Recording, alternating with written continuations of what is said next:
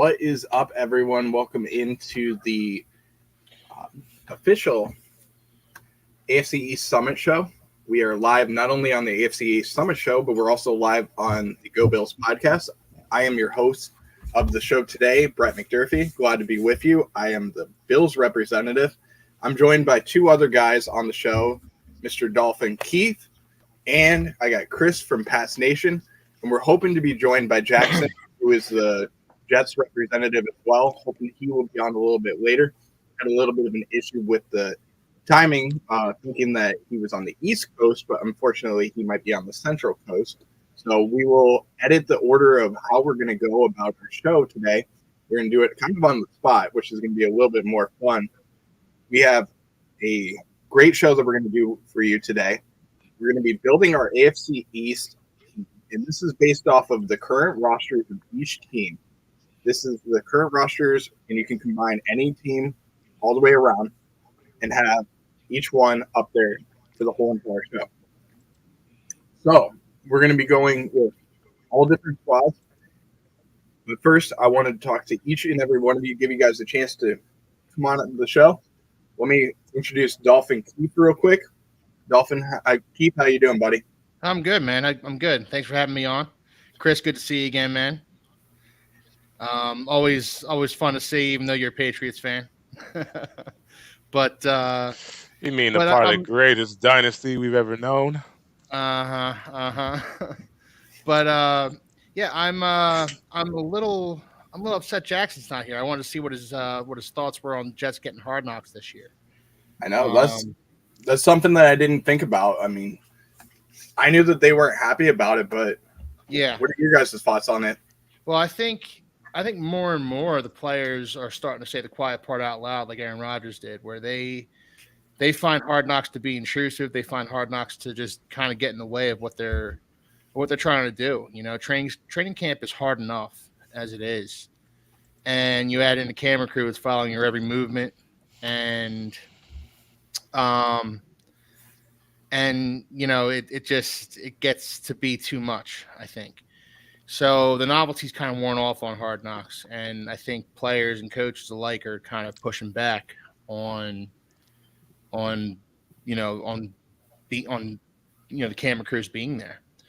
So yeah, I agree with you there. I think it's a little bit more of a distraction rather than, you know, having somebody in there. And I think that it should go to a team, like if you finished last in the your like overall, I think then that team should get Hard Knocks.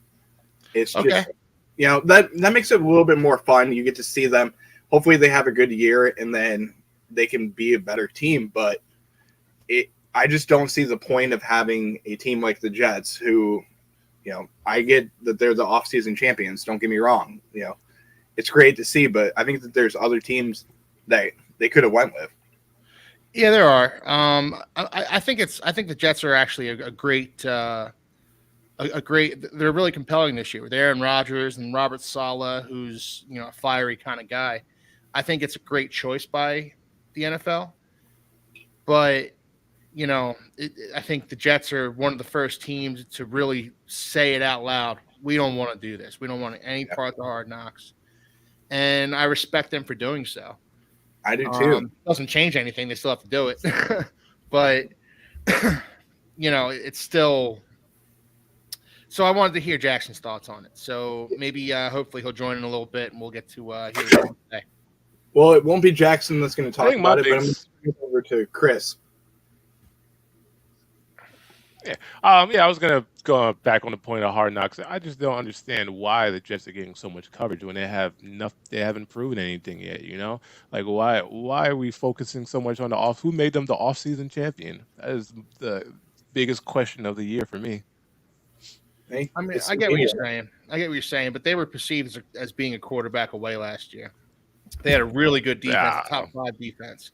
Nah, man, let's be honest about it. They had a top 5 defense last year. You had a confident quarterback onto that team, and they're a playoff team, and they're a team nobody wants to see in the playoffs last year. So add Aaron Rodgers to the mix, and you know they are compelling.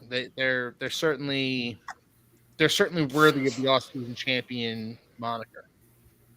I think if we look at defense alone, then we'd looking at the Patriots last season, we realize that defense does not win it all, because the True. defense also had a top 5 defense. But without a quarterback, then without an actual score, then you really don't have what it takes to win the chip. And I don't know. Does Aaron Rodgers really have it in like enough in the tank to really take the Jets to a Super Bowl? I mean, just look at his last. He has one playoff. He has one Super Bowl under his belt, and all his tenure on the Green Bay. What's so impressive about the Jets that he's gonna go over there and make such a big splash and take them to the Super Bowl? Yeah, I agree. At least he doesn't have to play the 49ers again, so that's a good thing. Yeah. That's a scary team. I'm going to turn it over from talking about Hard Knocks to talking about our Hard Knocks, because we're going to be talking about our AFC East team. You can build the ultimate AFC East team based off of your starting 11. These are current players that are on each roster. I'm going to turn it over to Keith to talk about his starting 11 for his AFC East defense. Keith, go ahead.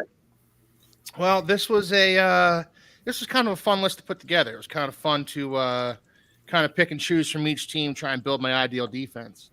Now, first and foremost, I'd like to point out that Bill Belichick would be my defensive coordinator. He'd be my defensive mind.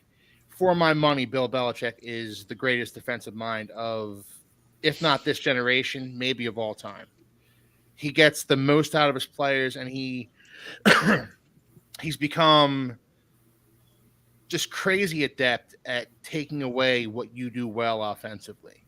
So I'm going to give Chris some credit there and just toss that in there. So I'm going to start off with my defensive. Yeah, I'm going to start off my defensive line. I went with traditional defensive ends. So I went with Matthew Judon, who I think we can all agree is probably the best edge rusher defensive end in the division. And I went with Jalen Phillips, who maybe it's a homer pick. I fully acknowledge that. Maybe I should have gone with Von Miller instead. But Jalen Phillips isn't coming off of an injury, a serious injury. And I'm of the opinion that Jalen Phillips is going to make himself known as one of the best pass rushers in the league this season. He's always done really well with getting pressures on the quarterback, even if his sack numbers don't manifest themselves that way. So at defensive tackle, I went with Christian Wilkins. I love Christian Wilkins. I love his motor. I love his fire. I love the leader in the locker room that usually come for the Dolphins. And I went with Quinnen Williams, who is a top 3 defensive tackle in this league. He's just a scary guy to play against. At linebacker, I went with 3 linebackers, off-ball linebackers, traditional off-ball linebackers, not edge rushers, nothing like that. I went with Matt Milano, who, for my money, is the best linebacker in the division. He's just all over the field. The man's an absolute animal. I went with C.J. Mosley, who second best. I think we can all safely say that. I think C.J. Mosley is a very good linebacker.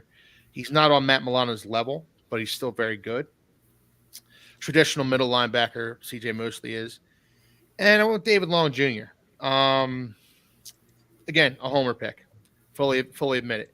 But I'm psyched to see what David Long can do in the Dolphins defense. I think he's really going to make an impact. If he stays healthy, David Long can make a really big impact for the Dolphins this year.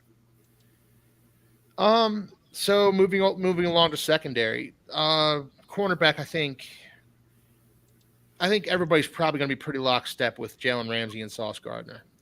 Sauce Gardner is just another guy that's going to be scary to play against for the next 10 years. He's the second coming of Darrelle Revis, honestly. He's really special. And when the Jets drafted him in the first round a couple years ago, I moaned. I thought, I do not want to throw against this guy for the next 10 years. And last year he hit the ground running, which is unusual for cornerbacks. Cornerbacks usually take a little bit to acclimate to the NFL, and Sauce Gardner didn't need that acclimation period. He just kind of hit the ground and just made a Pro Bowl right away. Jalen Ramsey, is my second cornerback. I don't think that's a homer pick, honestly. I think Jalen Ramsey deserves to be up there. He's still a top 5 cornerback in this league, and I'm super psyched to have him on the Dolphins. Now, safety was kind of tough for me. I thought about sticking with Micah Hyde and Jordan Poyer, just keeping those two together because those two can basically read each other's minds at this point. But I went with the traditional strong safety in Kyle Duggar, who I think is just an absolute stud, a rising star in this league, and an absolute thumper. Kyle Duggar's a playmaker, and he's just a really great player, really great traditional strong safety in the Steve Atwater mold, if you will. And I love what Kyle Duggar brings to a defense. And my free safety is Micah Hyde. I love Micah Hyde playing center field. Don't love him playing center field for the Bills, but I love what he can do. I love what he can do as a center fielder in the middle of a defense. He's got great instincts. He's got a great mind for the game. Great veteran presence. So yeah, those are my picks. There's a couple of homer picks thrown in there. I will admit that, but I'm confident in this defense. I think this is a pretty great defense. Now, let me ask you this first, Keith. I want to ask you: would you rather take this defense over the current Dolphins defense? Well, yeah, of course. I mean, give me Quinnen Williams over Zach Sealer. Give me Matthew Judon over Bradley Chubb. At linebacker, the linebackers, Matt Milano, give him to the Dolphins. I would love to have Matt Milano on my defense, but I mean that's not a knock on the Dolphins defense this year. They've done a really good job of building themselves a nice defense. Really good job of bringing Vic Fangio in to coach the defense. But as far as is this defense better than the Dolphins defense? Well, yeah, of course. I was joking with you guys earlier on in the week saying I was gonna just toss the Dolphins defense out there. There's the best 11 players in the division, but that would have been a little disingenuous on my part. Hey, it is what it is. Chris, I'm gonna let you be the first one to judge this Keith squad. Let me know your thoughts on it. Well, you know what? Looking at this Keith squad, I mean, it's not enough Patriots in it, but outside of that, it's a pretty good list. I give it a 10 out of 10. Yeah. I'm going to say pretty much the same thing. I think that, you did have some players that they're a little bit questionable, but the first one I would say David Long, just based off of, I think that's a little bit of a stretch, but thing overall, there aren't a lot of off-ball linebackers playing in the league anymore. Like Jack Campbell was drafted by the Lions in the first round this year. He was widely viewed as a second-round pick, even though he's a first-round talent, because the off-ball linebacker it's becoming less and less of a position in the NFL. So I went with all off-ball linebackers. I think if I went linebacker, maybe my list would have been a little different. Right. But I went with the linebacking core that I grew up with, a 4-3, traditional 4-3 linebacker core. Yeah, and the other thing that I was thinking, and this is something that, you can read the comments real quick. You're seeing there's no Von Miller on there. Yep, What Von has done overall in his career, I think is a little bit more than what Phillips has done so far. Yeah. But, it is a stretch, don't get me wrong. Well, I went based off of upside. I think Von is on the back nine of his career, coming off of an injury. Jalen Phillips is a young ascending player. So that was my rationale there. Trust me, I considered Von over Jalen Phillips, but at the end of the day, I couldn't do it. Yeah, that's understandable. I get it. But, hey, I know a lot of Bills Mafia is not going to be happy. Yeah, understood. Let me turn it over to my picks. I'm going to go with a ton of ones that you're going to probably not be surprised about. But I'm going to start it off with, first of all, Matthew Judon. I think that Matthew Judon overall is one of the better defensive ends / outside linebackers that can rush the passer on this AFC East squad. I think that overall with him and Von Miller. I think they're the two best that you can grab. Von, because of what he's done overall in his career, that's why I picked him based off of that. I think he's one of the best defensive ends to ever play the game. And I'm not saying he's the best. Don't get me wrong. I think that it goes Bruce Smith, you have Reggie White, Lawrence Taylor. There's a few other ones that you can include in that list. But overall, as pass rushers of this generation of the 2010s, I think that he's probably the best that you can see out there. Then I went with Quinnen Williams, who he's just gotten better and better every single year. And yes, he's probably the third or fourth best defensive tackle overall in the NFL. But what he's done for the New York Jets is incredible. And he's still, 25 years old? So he's still young. He's going to be a force to be reckoned with for the entire AFC East. You know, Chris and Keith, you know how it's going to be for the next few years. It's going to suck having Quinnen Williams out there. But then I went with your guy, Keith, in Christian Wilkins. And I feel like he has, when he's on the field and he's playing, he is another force to be reckoned with in the middle of the defense. And I was kind of thinking about, where I could go with defensive tackles, but there really isn't any other defensive tackle out there that compares to Christian Wilkins or Quinnen Williams. And my honorable mention would have been Ed Oliver, but I don't think that the upside of what we've seen with Ed Oliver is enough to justify putting him over Christian Wilkins. For linebackers, I went with Matt Milano. I just feel like he's the best one out there. I think that he's done so much overall. He can cover any tight end that's out there. If you look at what he's done in the tight end room, didn't allow a single touchdown overall last year in the regular season. And then he also was fourth in the NFL in yards for the tight end position given up. I think that overall he's gotten better. The only thing that hurts him a little bit is based off of his missed tackle rate, which is something that he needs to improve on. But if he can get better at his missed tackle rate, then he's going to be a top 10, if not a top 5 linebacker in this league for the next few years. At middle linebacker, it really came down to if Tremaine Edmonds was going to stay with the Buffalo Bills or not. I would have put Tremaine Edmonds over CJ Mosley. Just based off of what Tremaine does for a defense, I think that justifies picking him over CJ Mosley. And CJ Mosley also has a history of getting injured against the Buffalo Bills every single year.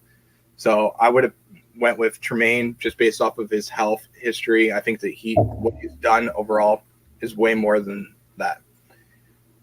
Also with Jerome Baker, I think that Jerome Baker, I know that Sean is in the comments saying, why did you pick Jerome?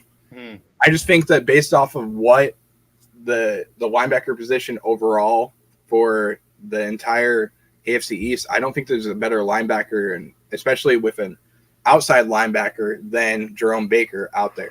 It was going to be either Jerome Baker or David Long, but I think it just came down to one of the two, and I just chose Jerome Baker just because I think that he's going to get better this year. So that's my one upside player that I picked on the list. And then at cornerback, you have to choose Sauce Gardner and Jalen Ramsey. I think that the honorable mention would have been Tre'Davious White if Tre'Davious White was healthy. I think that this could very well be, if Tre'Davious gets healthy and he returns to the same form that he was before the ACL injury, I think I would put him on the list, honestly, because he has done Over who, Brett? I would choose him over Sauce right now. Okay. Just because Sauce had one good year. You don't really know what you're going to see from him next year. The rookie slump, or the sophomore slump, starts to happen in year 2. That may happen, but I think that with Tre'Davious and Jalen Ramsey, that's a great two-headed tandem that you could have out there. It would be incredible to see, even in the Pro Bowl, to be honest with you. Yeah. But I just think that if Tre'Davious was healthy, I think he was going to be the defensive MVP the year that he did tear his ACL, to be honest with you. I felt like he was just on a track where he didn't allow a single touchdown. pretty much carried the Bills defense that whole entire year. And then he got injured. So it really sucked. And we've been fighting to find who's going to be that number one cornerback ever since Tre'Davious got hurt. Now he's healthy. He's kind of returning back to the same form. If he can make that next step to getting healthier and being the same shutdown corner that he was, then it's going to be a different story. And this Bills defense, especially in the secondary, is going to be incredible. Then you add in Micah Hyde and Jordan Poyer, who have done this for, it's going to be this is going to be year 7 in the Sean McDermott scheme, and which is incredible to see two safeties together for that long. I think that they're, number one, what Micah has done overall in the 6 years that he's played for Buffalo has been incredible. Now, the thing that hurts him a little bit is that neck injury. That's what concerns me a little bit. And I understand why other guys would have went with Kyle Duggar or Javon Holland. Don't get me wrong. But I think overall, based off of what Micah has done as a center fielder for the Buffalo Bills, is incredible. I think he's going to return to form. Don't get me wrong. I think he's going to be the same Micah Hyde that you normally see. And it's going to be a great defense that he's going to have. And it's going to be great for Jordan Poyer as well.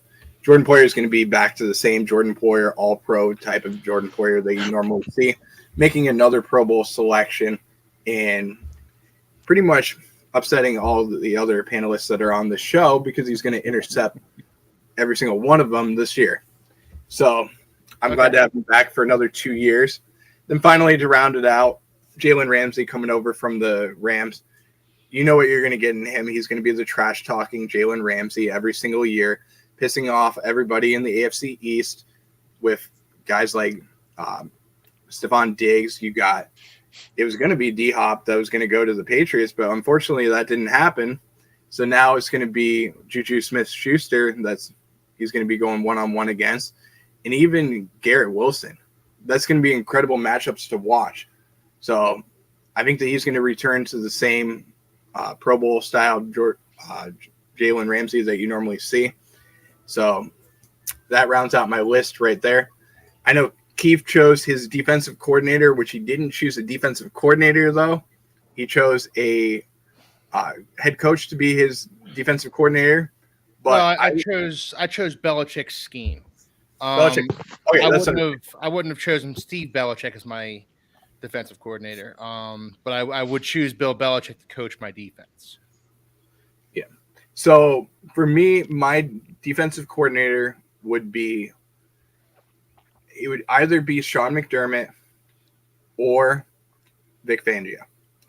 But I think overall I would choose Sean McDermott just because what he did with the Philadelphia Eagles and also with the Carolina Panthers. You're going to see a ton of blitzes, which is something that I love to see, especially in the modern NFL style that you see. I mean, imagine with Sean McDermott having him have about 50 to 60 sacks this year with his squad, which would be incredible. I think he's going to bring a ton of guys up, and I think it's going to be guys like Greg Rousseau, Von Miller that are going to have 10-plus sacks this year. So I'm going to choose Sean McDermott as my defensive coordinator because he is technically a defensive coordinator. Yeah. But that's my pick. I'm going to turn it over to you guys real quick. I'm going to let Chris start off. I want to know his thoughts on this squad. Well, there's no Patriot on this squad, so that's the biggest downfall of it all. He's got Judon on there. He's got Judon on there. I got Judon. Yeah, I don't know how I missed that. But yeah, it's okay. One Patriot, that's the biggest downfall. But outside that, it's pretty solid squad. I can't complain about it one bit. I like the picks. Of course, some of them no-brainers, Jalen Ramsey. Strong safety, I don't know if I'd go with Jordan Poyer. I would have went with, of course, Kyle Duggar, but that's just my preference. Quinn Williams, Von Miller, Matt Milano's, all these guys are studs. How can you go against these guys? So solid picks, 10 out of 10. Appreciate it, man. And Keith, what are your thoughts on this squad? I think it's a good squad. Jerome Baker made me raise my eyebrows a little bit. I was surprised to see him on the list. I like Jerome Baker as a locker room presence. He's been a great leader for the Dolphins. He's been a real stand-up guy. But Jerome Baker, yeah, red, white, and Bills, like minus Jerome Baker. Yeah, no, I mean, Jerome Baker's been a solid player for the Dolphins. I like David Long's upside. You know what you're getting with Jerome Baker, which is real steady, unspectacular play. He's not a huge playmaker. He's just kind of there to be a steadying presence. And I think you have enough of that with Matt Milano and CJ Mosley. So, and as far as your defensive coordinator goes, I like the Sean McDermott pick. And I live in Philly, and I watched Jim Johnson do his thing for the Eagles. Rest in peace, Jim Johnson. But I've watched him do his thing for the Eagles, and that Eagles team got after it. They got after the quarterback. They put pressure on the entire offense, and that's the school that Sean McDermott came from. So I like the pick as your defensive coordinator. I would have, like I said, I would have gone with Belichick personally as my defensive coach. As far as defensive coordinators go, I'd probably go with Vic Fangio. But you can't go wrong with Sean McDermott. And to answer this question real quick, I know that Bills fan CA is saying that he'd take Jackson. What's up, guys? Sorry, a little miscommunication. No worries, No man. problem, Jackson. Welcome. Yeah. So Yeah, thanks for having me. No problem, man. Just to answer this question real quick, I know you said I'd take Bill, the defensive coordinator that broke hearts of Bills fans in the '91 Super Bowl. If it was for me to be a defensive coordinator position and you have Bill Belichick and Sean McDermott, I'm all the way going to take Bill Belichick in that situation. But based off of who is the defensive coordinator overall, then I'm going to choose Sean McDermott. That's just because I don't trust Steve Belichick, to be honest with you. No. But that's just my personal preference. And then I'm going to go back to this question again from CA, or this comment from CA. He says that I would not put Trey over Sauce. I have to hope he returns to form. Odds against him that he returns to Trey when he was at his best. And I agree. I think that based off of where Tre'Davious was before the injury, I would put Tre'Davious over Sauce. But if right now, I think it's Sauce over Trey by far. That's why I wouldn't choose him right now. But if he returns to form and he's the same Tre'Davious White, it's going to be very, very close. It turns into a three-way race between Ramsey, Sauce, and Trey. And I don't think you can go wrong with any of them. Now, for a brief minute, I thought about putting Tre'Davious White over Jalen Ramsey. Now, it was brief. Don't get me wrong. Yeah. But I did briefly think about doing that because I think Sauce just belongs on there. He's such a talent, such an ascending player, such a scary guy to go against. Hey, Jackson. I completely agree with you. But I'm going to turn it over, Jackson. I know that you're just joining the show, man. But we're doing our AFC East teams.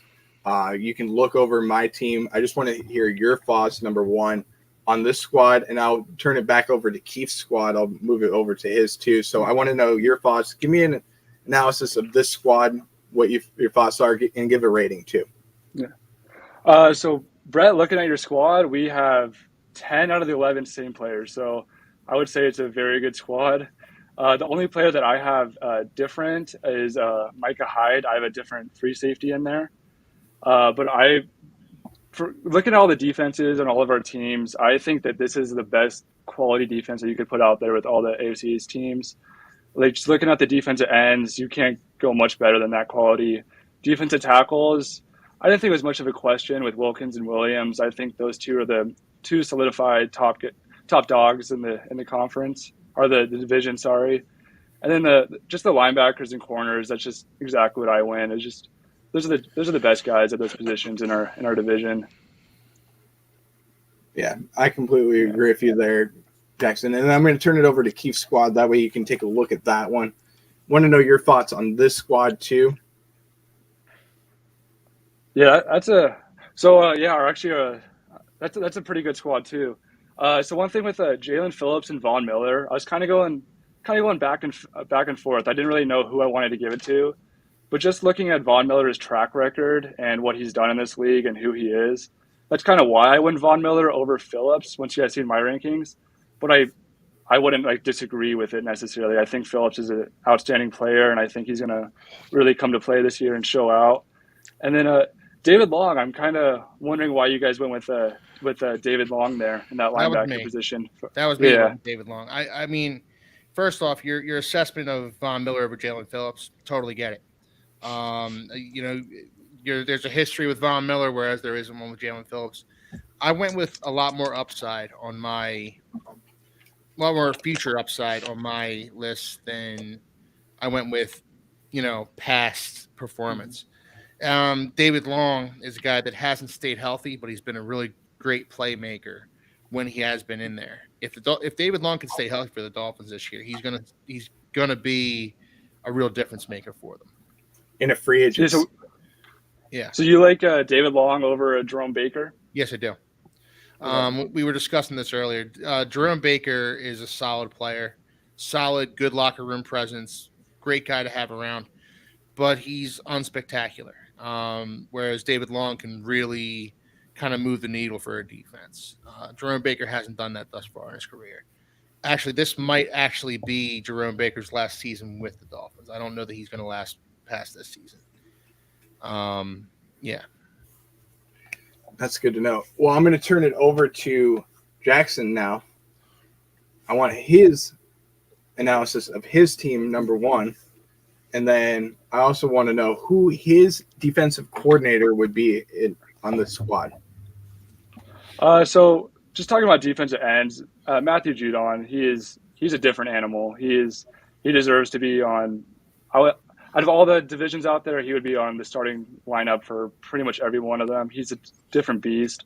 And then Von Miller, I discussed him a little bit earlier. His track record, it speaks for itself.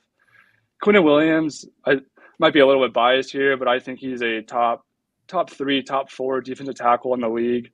So he deserves to be there. Christian Wilkins, he's a very solid player, and I just think he's the second best defensive tackle in this division.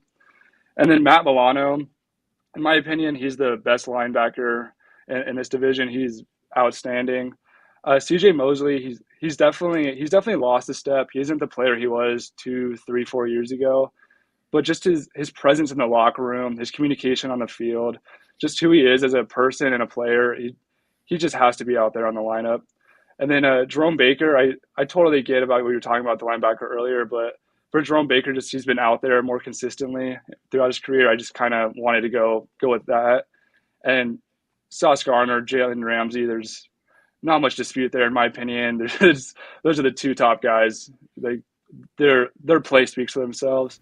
And Javon Holland, I honestly didn't know too much about him, and then I started doing some research yesterday and just watching some tape and just reading some stuff about him, and he's a beast. Everyone has good stuff to say about him. And Jordan Poyer, his track record, it speaks for itself. Like he's an outstanding player. And then for me, I would have to go the Jets coordinator.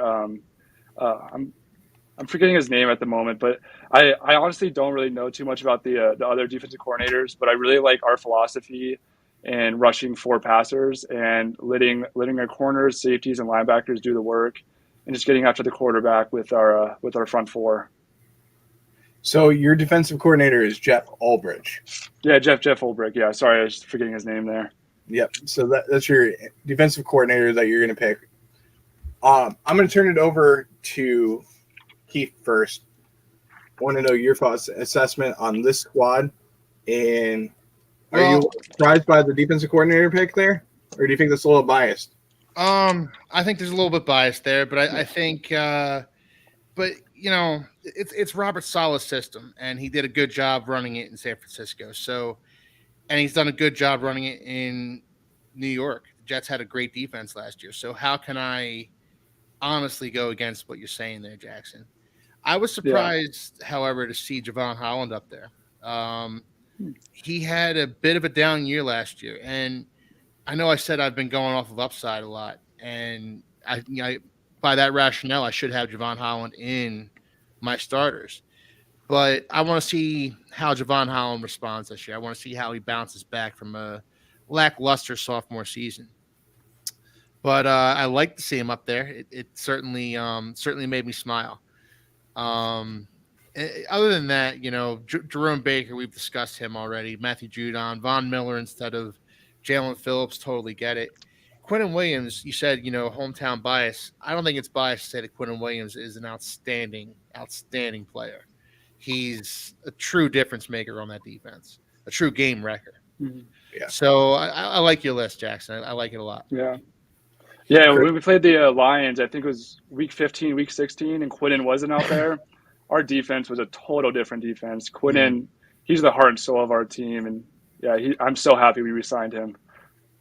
Yeah, it's a great signing by you guys. Chris, let me know your thoughts, man, on the squad. You know what? I can't complain about the squad. Of course, I love the fact that everyone's giving Matthew Judon his rightful credits. The squads are looking a lot similar between you guys, so I'm loving it. Javon Holland, I'm glad to see that you had a little hometown bias or a little home team bias on yours, even with your coordinator. So I'm happy to see that. I'm really liking the list, Jackson. So I'm gonna give it a 10 out of 10, just like everyone else's. Really good list. And Keith, if you think his list is a little biased, just wait till you see mine. Yeah. So for me, I think that this is a solid pick. I really like it, Jackson. I think you did a great job on it. This is by far, one of the better ones that you can have for a starting 11. And I'll tell you what, for everybody on here, I think that everybody would take whatever team is on that starting 11 and put it on their team, and they'd be thrilled with it. Oh yeah. So don't get me wrong. I think that whatever way you could have went, unless you would have went with who Chris is about to pick, then you're gonna be like, okay, this is pretty good. But there's salary cap ramifications for that, though. Yeah. Having a defense like this, our offenses are going to be terrible. Oh yeah, don't get me wrong. The salary cap is going to be horrible for us. But I had two questions for you, Jackson. Number one, how much did your thoughts get impacted based off of if Tremaine Edmonds was still on the Buffalo Bills? Would you have chose Tremaine Edmonds over CJ Mosley? So what I would have done is Matt Milano number 1, Edmonds number 2, CJ number 3, and I would have kicked Baker out. But I definitely think Edmonds is better than CJ Mosley at this point in both of their careers. I agree. Okay. And then with the injury to Micah Hyde, did that have any impact on you choosing Javon Holland over Micah Hyde? It did a little bit, but honestly, I just think Holland's upside is there. And I think going into year 3, he's going to be that player. He's going to be that it factor. And I personally think he's going to be the best free safety this upcoming year in the AFC East. Okay. That's good to know. Yeah. All right. I'm going to turn it over to Chris. And guys, I'm going to give you a disclaimer real quick before I even do this. I don't know what he was thinking when he chose his squad, but there might be a little bit of bias over this. And number one, I don't want to be a part of this squad. So I'm going to say that right now, but I'm going to turn it over to Chris. And I'm totally kidding when I say this. I think that it's still a good squad, but let me turn it over to Chris's squad where he chose a ton of Patriots. So Chris, go ahead, man. As you can see, my squad is full of the entire Patriots roster right now. Nothing but upside. One of the best defensive squads in the NFL, in my opinion. And of course, if I had to pick a defensive coordinator, I wouldn't, like many other people, I would not pick Steve Belichick. I would pick Matt Patricia, and then I'd also pick Bill Belichick as our coach. What can I say about this squad? It's one of the most beautiful, well-oiled machines in the NFL. Plenty of upside in it. I think they've gotten a lot more speed since we lost. Since we had the retirement of, how can I forget his name? Devin McCourty and Boomtower as well, Devontae Hightower. So I think that was our biggest issue last year. So now looking at it, we have Jawan Bentley taking over as middle linebacker. We got Kyle Duggar as a strong safety, who of course is one of the toughest in the AFC East. So I'm looking forward to seeing how he performs this year. He's only been getting better and better. Christian Gonzalez, young kid, a lot of upside. I'm gonna love to see how he performs in the Steve Belichick and Bill Belichick system. So I'm looking forward to it. Jonathan Jones, Jabril Peppers, Josh Uche. All these are wonderful, wonderful picks. So as you can see, my list is completely biased. Okay, completely biased. But I just can't wait to see how we do this season. Sounds good. Okay. Well, I'm going to start it off real quick because I wish I had my uh, sound gear and everything that I could play. Because right now I'm thinking about playing the what sound because I don't know where you're going with this one, man. But We're going to this. I can tell you, Brett, where we're going is the Super Bowl. okay. Prove me wrong, man. Prove me wrong. But I'm going to start off by saying that I do think that, overall, there's plenty of Patriots that you can grab on this list. And guys, I know this is all kidding aside and everything. This is a fun squad that he put together. Yes. Chris, do you have an actual squad that you're going to put together, though, if you had to pick one? Looking at your guys' list, my squad would be similar to you guys. It'd pretty much be similar to all the lists that you guys made. So I wanted to switch it up a little bit.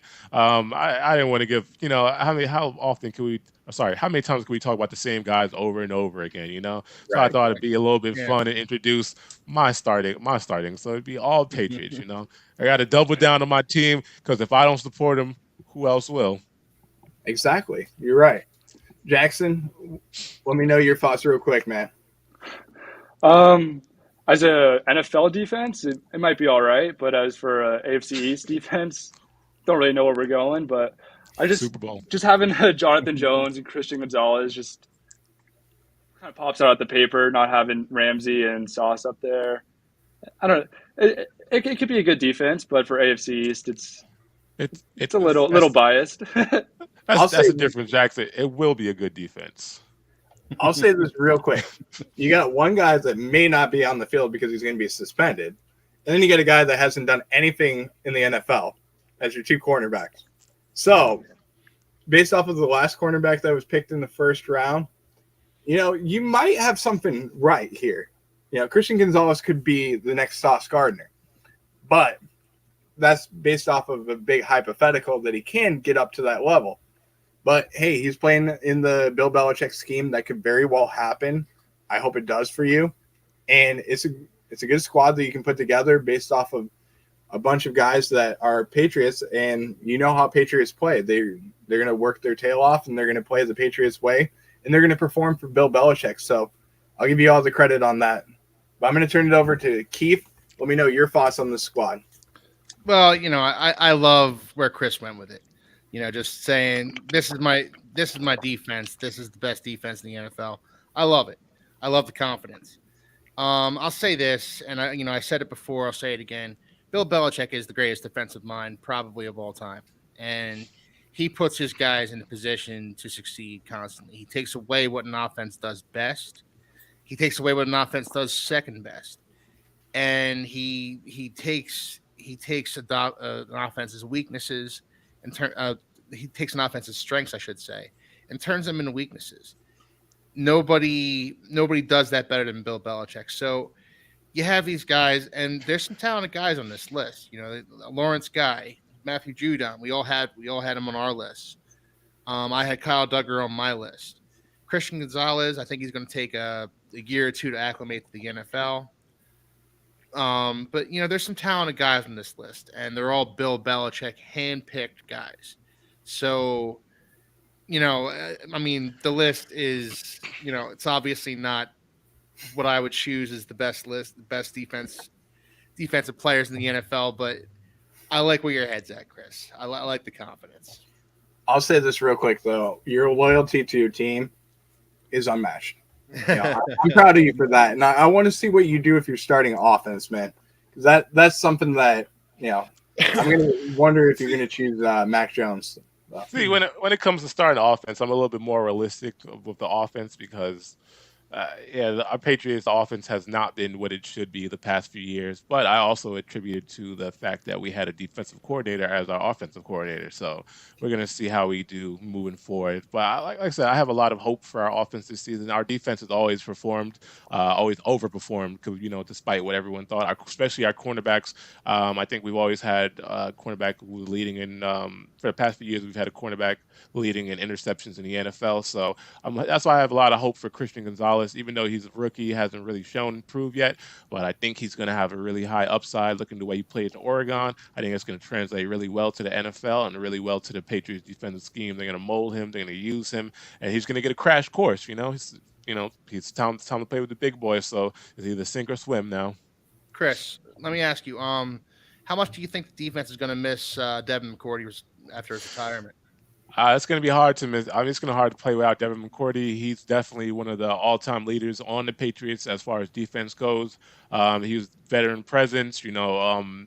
He held down the ship. Him and Boom Tower, Devonta Hamtower. So those are two big names that we're going to miss, two leaders. So, but I think we're in good hands with Kyle Duggar. One of the things that like I said earlier in the show, one of the things I really noticed is, as the league progressed, of course, the players are getting faster, getting quicker, jumping higher. So at a certain age and at a certain age, you're just kind of on that downward slope, and he was on that downward slope. So it's kind of hard to keep up with a Tyreek Hill, with a Garrett Wilson, or some of those faster receivers. So we're gonna miss him, but at the same time, we need to continue to improve. And I think with these picks and with the players that we have now, that's what we're gonna do.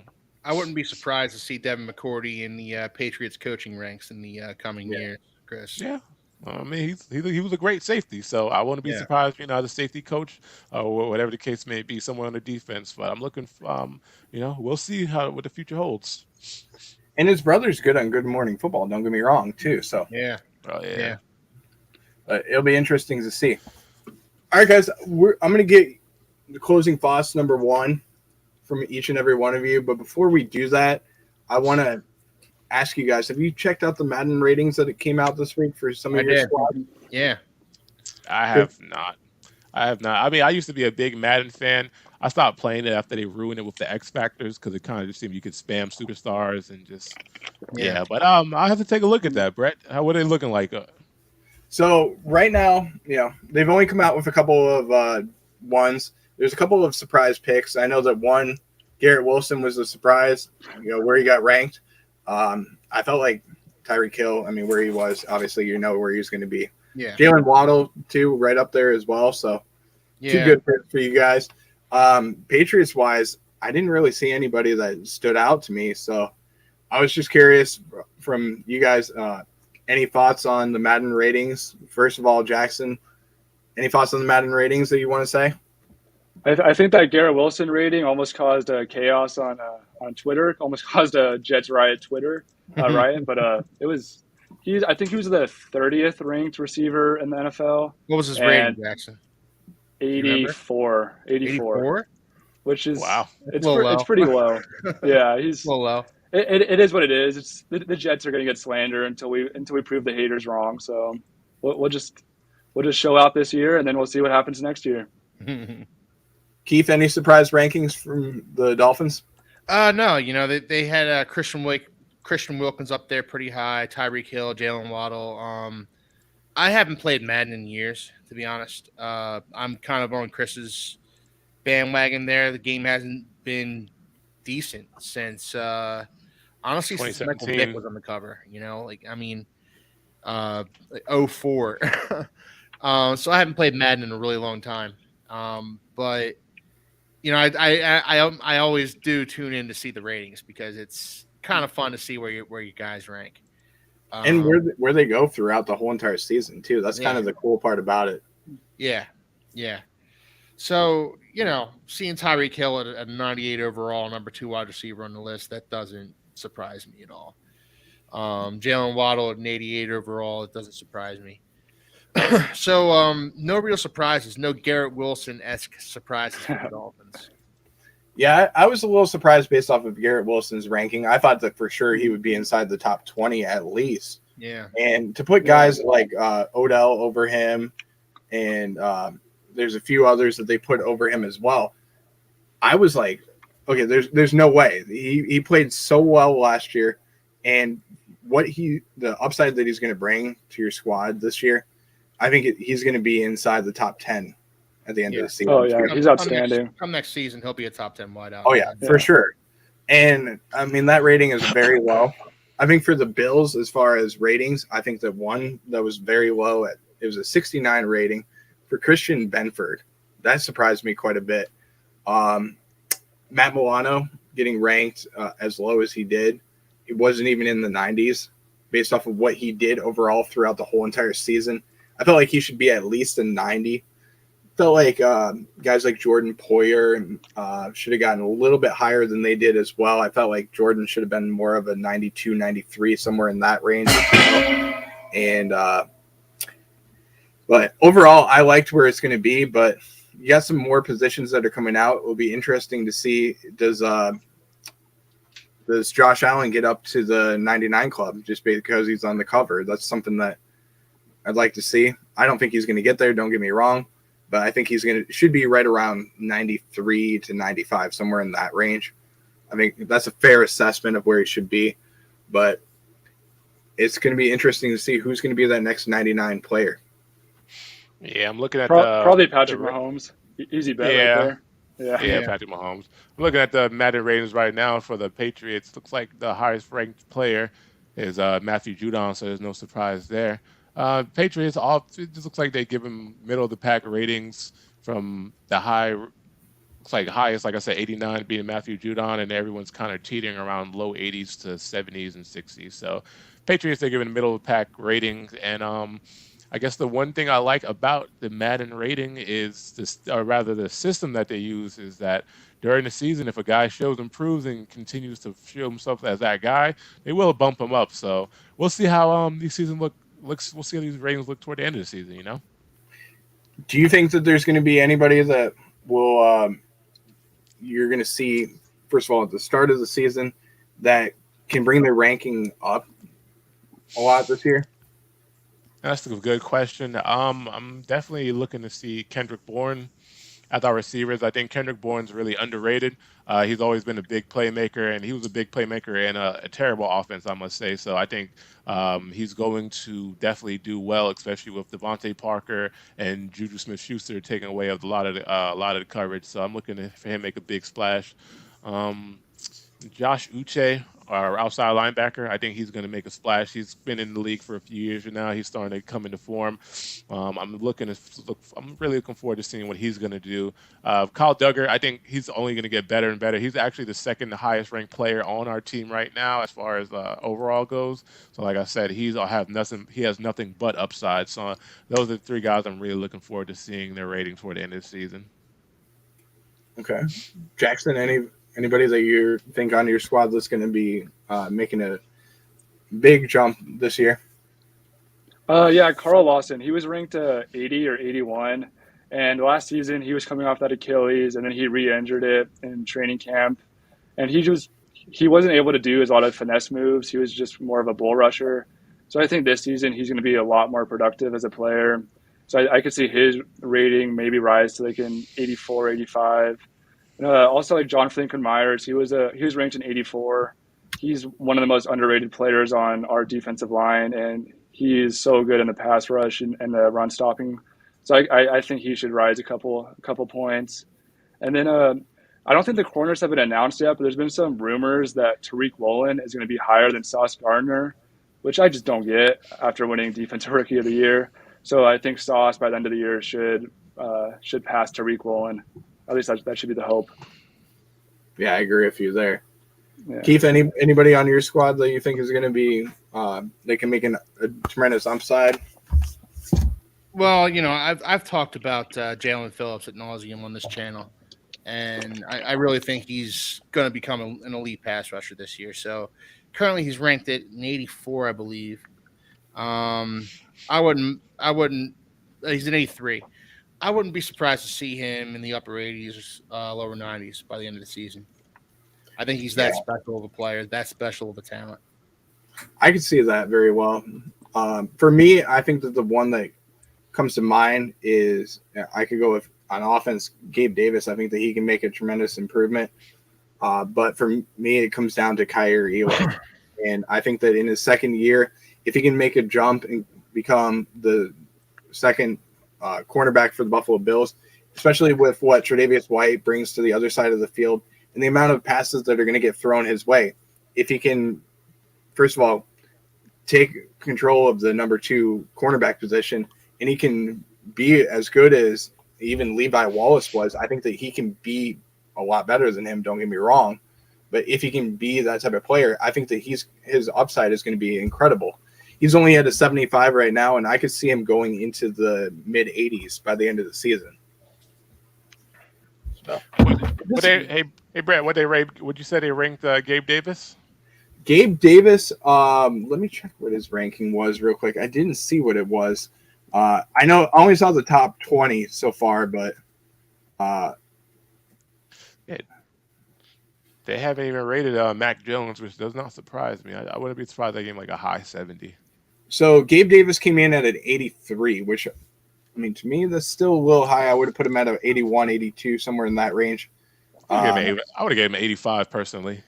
I just think based off of the amount of drop passes that he had last year, that's something that concerned me a little bit. You know, the one game that he really had that was a big game was the Kansas City game. He only had 800 and something receiving yards last year, which wasn't incredible numbers. So for me, low 80s is somewhere where I could see him going. And then if he can first of all catch more than 50% of his passes, then he can make a jump. And then if he can also block too, that's another thing that I want to see more of him doing. Then it's going to be even better for him next year. Yeah, but in my opinion, and this is only because, fantasy football, surprisingly, I picked my team. I had both Gabe Davis and Josh Allen. I know it's very shocking, but as far as that went, I want to say that last year Josh Allen forced a lot of passes to Stephon Diggs, which I don't want to make excuses for NFL players. They're supposed to be always ready, but I mean, if you're catching two to like 4 passes a game, of course you're not going to have a lot of big numbers. You're going to get cold.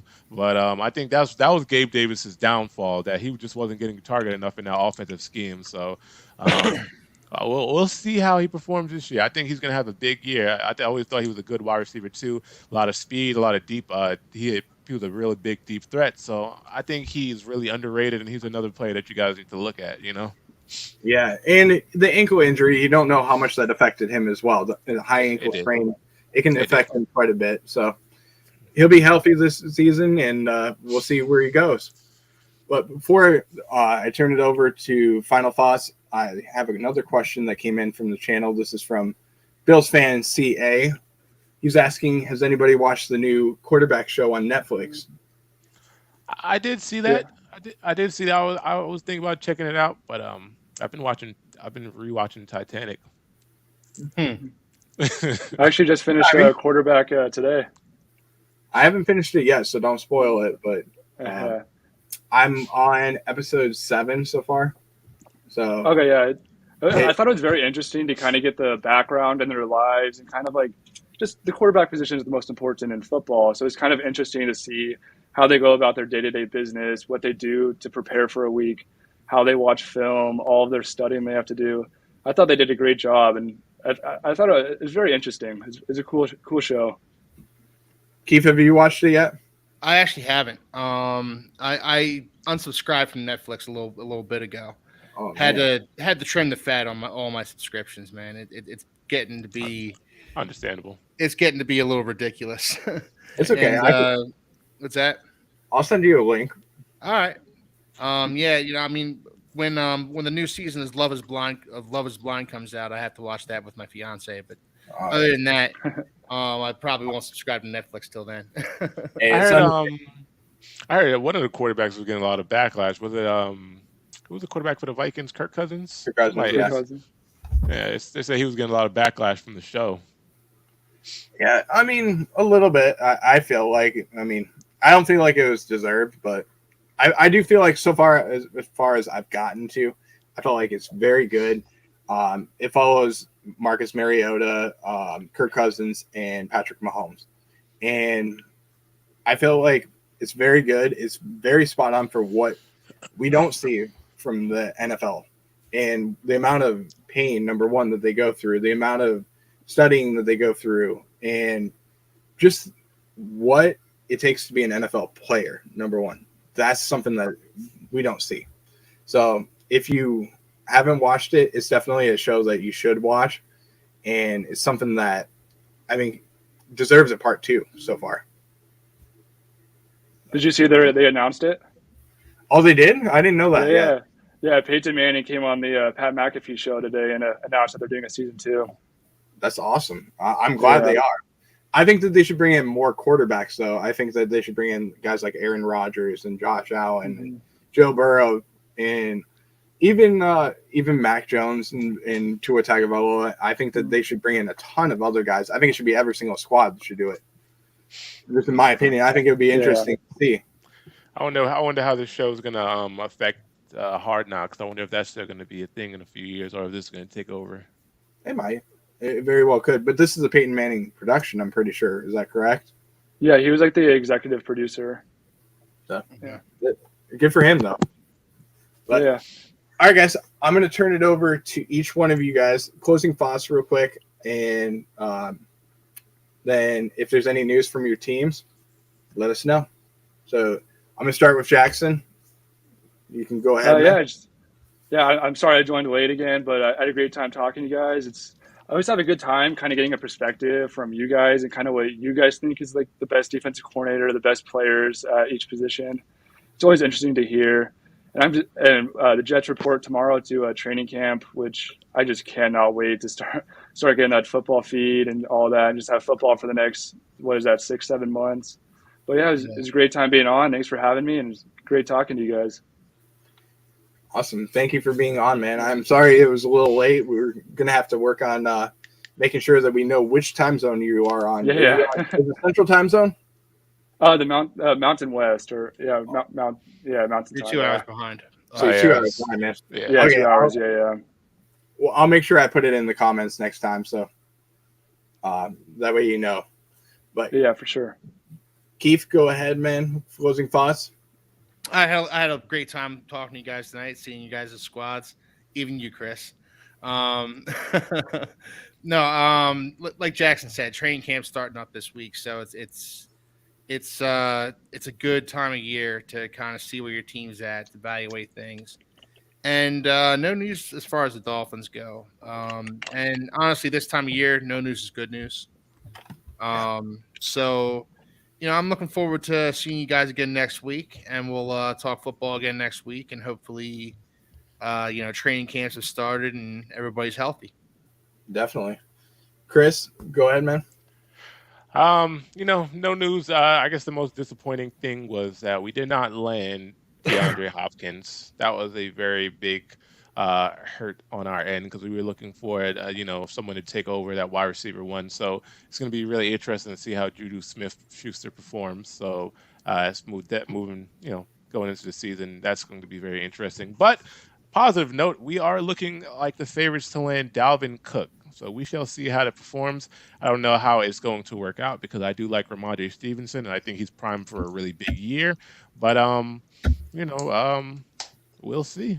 I know Bill Belichick's in the hot seat right now, so hopefully they can, really step up and just outperform all the predictions that we're seeing for the Patriots this season. So, Chris, I don't think Bill Belichick's really on the hot seat, man. No, I don't think so. I don't think so either. But that's what all the news articles are saying. So we'll see. Yeah. That's because there's no news right now. So they have to bring the news out of thin air. Yeah. So no news is better than what's it called? No news is better than bad news. So yeah, that's what they're going to say. They have to make their media presence known. So you got to come up with some story that's a little biased and a little bogus too. So that's pretty much where it goes. I do like the Dalvin Cook story. So we'll see. We'll see.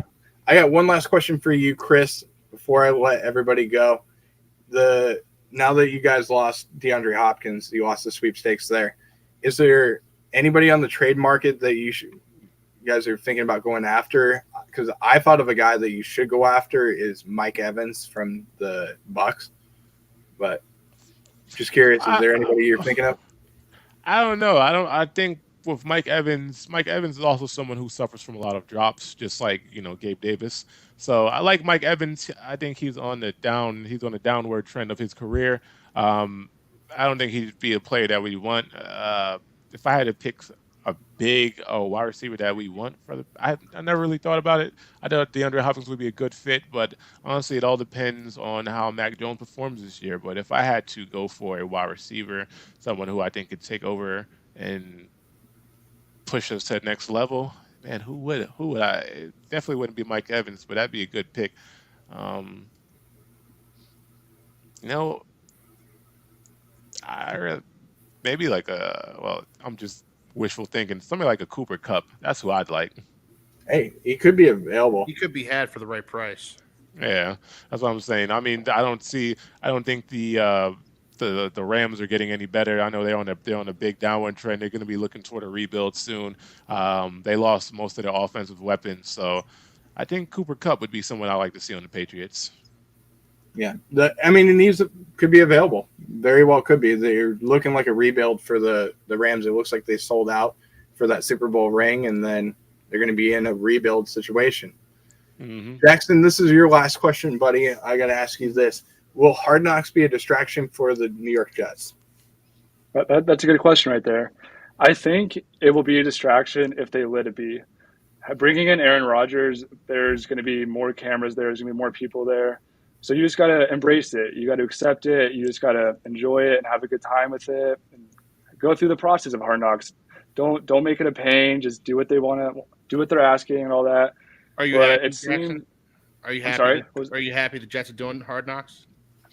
As a fan, I'm extremely happy. I cannot wait to get more content. I cannot wait to see inside access and all that. But as just for the Jets, they've told the NFL they don't want to do it whatsoever. So I'm really hoping that they just kind of suck it up, they embrace it, and they don't let it be a distraction. So I don't think it will be, but I could see at some point them start butting heads a little bit. So I think it could become later on, but I'm hoping it's not. And what the Jets have said so far, based off of what you're reading, they don't want to do it, obviously. But you're also seeing that the Jets have said that they're not going to have cameras in the room when they're cutting players, and that's not going to be a part of the show, which I'm totally okay with. I think that side of the NFL should stay private. I think it's a little disrespectful to the player that's being cut. So I totally agree. Because these are kids' dreams, that are just getting turned off in front of them. I remember a couple years ago, I forget his name, but he was a quarterback for the Rams, and he got cut on Hard Knocks, and him and his family were just devastated by it because it was shown on public national TV. So right. I think it's a good decision not to be watching kids' dreams get fired right in front of them. I like to interject there real quick. Well, I think really when it comes to Hard Knocks is reality TV, and at the end of the day, it's reality. It's not like Keeping Up with the Kardashians, but it's reality TV and the TV that people want to see. So I think the NFL is not all sunshine and rainbows. So I think the aspect of cutting players, as wrong as it is, it's a real aspect of it, and probably an aspect that people want to see, because sometimes people wonder what happened to their favorite player. You might have a favorite player in the NFL, and all of a sudden he's just not there. Nobody knows why he's cut. So I think that's a good aspect of Hard Knocks. It should be kept on there because it's reality. How about instead of having them in the room, you have the cameras outside of the room, and then when they come out of the room and they're ready to talk, they can talk, and that's it. But not have it inside the room. Yeah, I agree. A little, compassion and discretion is probably needed in that area because, like you said, Jackson, that is somebody's life. That's somebody's dream. Their blood, sweat, and tears just being cut short. They might not get picked in front of the team, and that's a hard pill to swallow. So I think that's not something you want to document, that type of pain. But but still an aspect of the NFL that happens on a day-to-day basis. And I think it might be cool to. Sorry, Brett. Go ahead. I think it might be cool maybe to do an interview after it, not like a live video where the GM and the coaches are talking to players, but maybe an interview with the coach and a player after might be pretty interesting. But I think it's not right watching someone get fired on TV. Right. At least in my opinion, I just don't think that's fair to them, fair to the families, fair to the team. But, yeah, I completely agree with you. And I think one thing that I will add to that, the one that is really memorable for me based off of it wasn't even a cut, it was a trade that happened. And I know Keith is going to remember it because when it happened, it was big news. The Vontae Davis trade from the Dolphins to the Indianapolis Colts. And just watching his reaction at that moment and what he said, "Can I call my grandmother?" Yeah. I mean, that reaction, I can imagine what he's thinking in his mind. And while his career with Buffalo was short, don't get me wrong, it was probably the shortest I've ever seen because I've never seen just one half of football being played. So that's a little bit surprising, but taking a little jab at him, don't get me wrong. But that was a little bit surprising. Keith, any thoughts on it, though? Well, for one thing, I will say this: that trade was the best thing that happened to Vontae Davis. He was spinning his wheels with Miami, and he became a Pro Bowl caliber player with the Colts when he got there. But, you know, I like the way Chris put it, where this is reality TV, and now the only difference being is these players didn't sign up for this reality TV show, whereas Keeping Up with the Kardashians or Survivor or Big Brother, you signed up for that. You kind of know what comes to the territory when it comes to that kind of thing. So with that in mind, I think there has to be a middle ground, and seeing a coach tell a guy that his hopes and dreams have now been dashed on TV, it's a little much because, once again, these guys didn't sign up for this. These guys don't want this. So Chris brought up an interesting point earlier where he said, I don't know about the future of Hard Knocks. I don't know if there's going to be a future for Hard Knocks because players and coaches alike are starting to push back on Hard Knocks more and more. Now, obviously, the league wants what the league gets. But I think we're kind of getting to a point where there's going to be an impasse. And I think that at the end of the day, I think that maybe Hard Knocks needs to go away for a little while. I don't even think it's just that. I think that what they should do is I think the production companies from each team should come up with their own show and have it stream on, their channels, on their website and everything. Control what they're going to see on there and then do it that way. It can be produced by, somebody like a Peyton Manning or Eli Manning or somebody like of that category.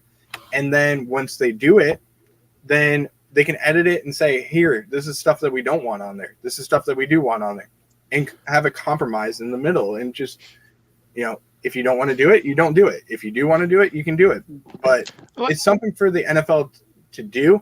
And you can have it for the Dallas Cowboys, who they have 1 billion fans in 1 billion different states that you can imagine.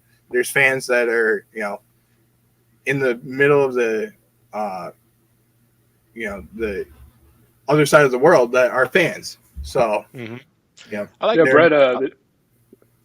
Jackson. The Jets actually have exactly that. It's called One Jets Drive. It's their own production company, and they're actually going to be posting their episodes Monday, the day before Hard Knocks.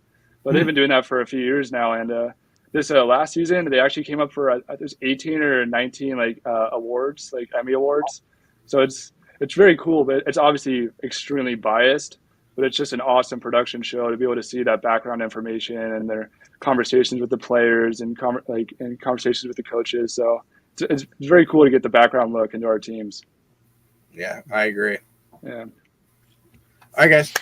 I am going to sign us off because we're going on a bit of a rant today. But this has been our starting 11 defense for this show. We're going to have another show next week for our starting 11 offense that we're going to do. But don't forget to like, subscribe, and follow us on social media platforms. You can find the AFC East Summit #1 on Instagram. And you can also find us on YouTube as well. So don't forget to smash that like button. Don't forget to go on over to the Nickel City Mafia. Follow them on YouTube as well and on Instagram. Red, White, and Bills as well. They're another partner of ours as well. Don't forget to follow them on Instagram and YouTube. And then for all of my panels that I have on here, Keith, Chris, Jackson, and myself, it's always good to be with you again. You can find me on the Red, White, and Bill, or not the Red, White, and Bills, the Go Bills podcast. I'm sorry. I always get myself confused. On YouTube, Instagram, Facebook, TikTok, Twitter, and now we are officially on Threads as well. And on our website, gobillspodcast.com, where you can find all of our upcoming shows that we're going to be doing as well. For Keith, Chris, and Jackson, I'm Brett. Have a great night. And as always, go Bills. Go Fins. Pass Nation. Go Jets. Have a good one, guys.